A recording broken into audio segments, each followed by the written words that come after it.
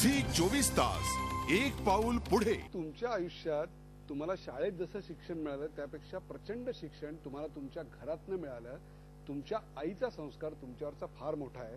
जी 7,000 रुपयावर तुम्हाला डेप्युटी कलेक्टरचा मिळाला एक संधी आयुष्यातली अभ्युदयाची सोडून कुठेतरी उद्योग करण्याला प्रवृत्त केलं।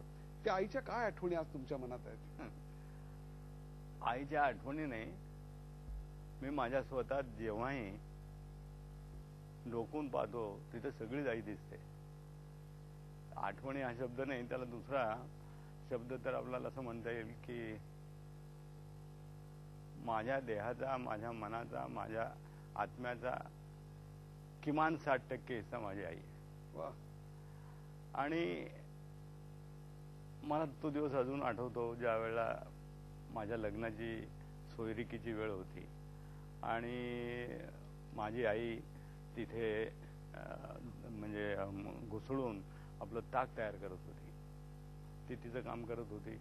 त्याच्यासमोर एक शिडी होती, त्या शिडीवर मी जाऊन बसलो 3ऱ्या-4थ्या पायरीवर आणि आईशी बोलायला, कारण तिला दुसराही वेळच नव्हती काम करायला। सकाळी 4 वाजेपासून जी सुरुवात व्हायची ती रात्री आईशी बोलायला, कारण तिला दुसराही वेळच नव्हती काम करायला। सकाळी 4 वाजेपासून जी सुरुवात व्हायची ती रात्री 11 वाजेपर्यंत। तुमच्या आयुष्यात परिश्रमाचं महत्व हे आईकडनं आलं, त्यामुळे आई आणि वडील दोन्ही।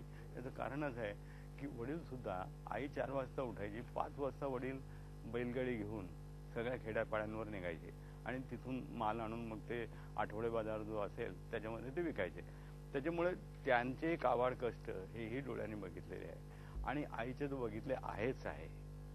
म्हणजे अगदी एवढ्या रीतीने बघितलं की लहान असताना एका खव्यामध्ये ती मला घेईल आणि दुसऱ्यामध्ये पाण्याचा घड असेल, असे सगळे कष्ट बघितलेले आहे। मजेदार प्रसंग आहे। मला वाटतं आईला मी एक पोरगी बघून आलेलो होतो, 2-3 पोरी बघून आलो होतो, पण त्याच्यातली एक मला पसंत पडलेली होती। आईला विचारलं, आई मी ही जी मुलगी बघून आलो ना कर्नाटकामधली, बिजापूरची, ती मुलगी मला आवडलेली आहे, पण एक आहे की तिला तिच्या घरामध्ये तिच्या वडिलांजवळ हुंडा द्यायला काही नाही। म्हणजे तुला तुझी ही येणारी जी सून आहे तिला विदाऊट हुंडा तुला स्वीकारावी लागेल। जमण्यासारखं आहे का? म्हणाले, कसं काय जमेल? म्हटलं, का नाही?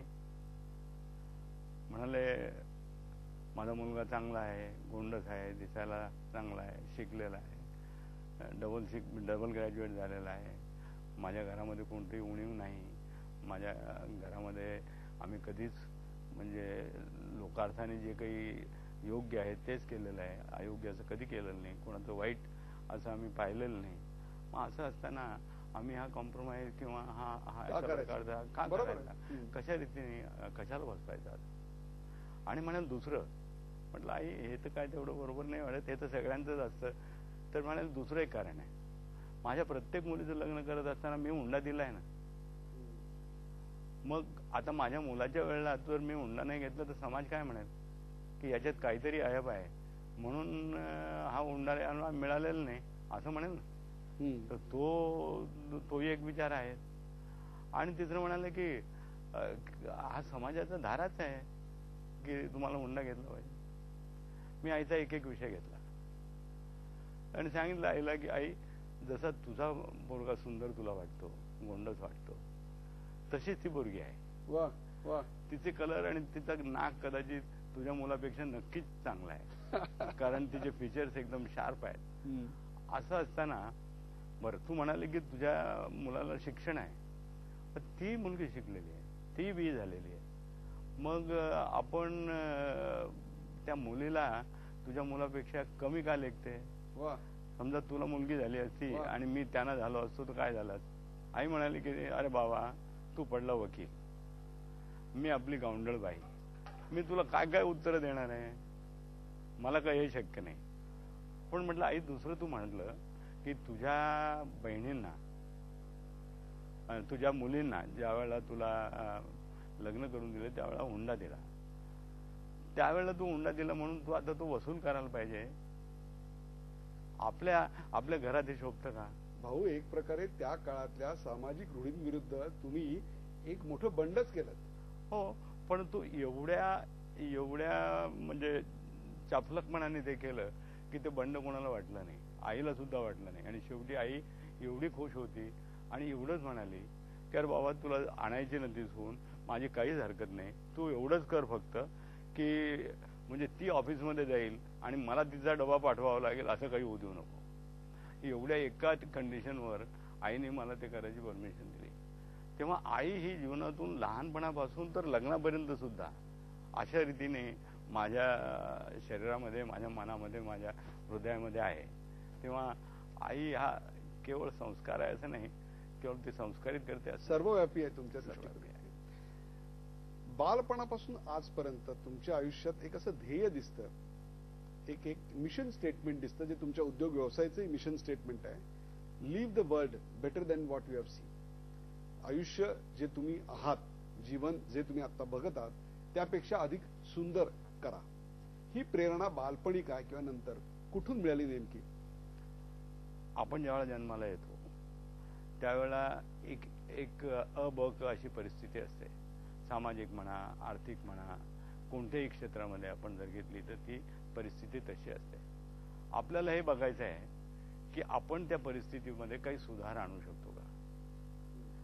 आपण उकिरड्यावर झोपत होतो तर आता उकिरड्यापेक्षा खळ्यामध्ये झोपू शकतो का. खळ्यावर जर आपण झोपलो तर तिथे निदान स्वच्छता उकिरड्यापेक्षा जास्त आहे. उकिरड्यावर आपण प्रातर्विधी करत असतो, त्याच्याच बाजूला खळंही असतं, पण निदान खळं झोपण्यामध्ये बरं वाटतं. आता हळूहळू ज्या वेळेला मी पुढे शेती करायला लागलो त्यावेळेला गावात घर आणि शेतात घर नाही ही परिस्थिती आम्ही बदलवली. ज्या वेळेला मी त्या खेड्यात गेलो त्यावेळेला फक्त तिथे 3च विहिरी होत्या. मी गेल्यानंतर तिथे जवळजवळ 20-25 विहिरी 2 वर्षात झाल्या. प्रत्येक ठिकाणी काही ना काही इम्प्रूव्हमेंट करायला, प्रोडक्टिव्हिटी वाढवायला, उत्पादन आणि उत्पादकता दोन्ही वाढवायला आपल्याला संधी असते. एक इमारत बांधायची असेल तर ती इमारत सुद्धा थोडंसं मन आणि जीव त्याच्यात टाकला तर खूप चांगली होऊ शकते. आणि मला असं वाटतं जगातल्या व्यवस्थापन शास्त्रातलं अत्यंत अनमोल अशा प्रकारचं तत्वज्ञान किती साध्या आणि सरळ सोप्या शब्दात तुम्ही सांगताय. मला स्वतःला असं वाटतं की मी हे तत्वज्ञान म्हणून स्वीकारलेलं नाही, माझ्या जीवनाचा तो भाग आहे. म्हणजे मी प्रत्येक गोष्टीकडे बघताना अशा रीतीने बघतो. माझी फॅक्टरी आहे, या फॅक्टरीमध्ये थोडीफार इकडे तिकडे घाण असली हे असलं चालतं ना, बिघडतं काय. आणि वर समजा छत असेल त्या छतावर जर आपण ॲस्बेस्टॉसचे पत्रे लावलेले असतील चालतं ना. एवढ्या फॅक्टऱ्या आहेत त्याच्यावर तसंच आहे. मला नाही चालत. मला असं म्हणायचं की माझं आयुष्य आणि माझ्या सहकाऱ्यांचं आयुष्य, better part of their life इथेच जाणार आहे. मग माझ्या बेडरूमपेक्षाही माझी फॅक्टरी चांगली असली पाहिजे. माझं जिथे माझे सगळे सहकारी काम करतात ते चांगलं असलं पाहिजे. कारण इथे कॉन्शियस टाइम इथे जाणार आहे ना, सकाळपासून संध्याकाळपर्यंत इथेच, रात्रीपर्यंत 10 वाजेपर्यंत. तर मला तुम्ही सांगा, घरी जातो ते झोपायला आणि रात्रीचं जेवायला, जेवण बाकीचं इथंच असतं. म्हणजे थोडक्यात आपण जिथे आपलं आयुष्य घालवतो ती जी जागा आहे ती सर्वांसाठी तशी असावी असं वाटणं याच्यामध्ये फार मोठी काही क्रांती नाही, अगदी सहज आहे ते. असं वाटायलाच पाहिजे प्रत्येकाला. जसं आता इलेक्शनचं वर्ष आहे, आता शेतकऱ्यावर बऱ्याचशा गोष्टींचा असा वर्षाव होईल, पण ते संपल्यानंतर 4 वर्ष ये रे माझ्या मागल्या. झी 24 तास एक पाऊल पुढे.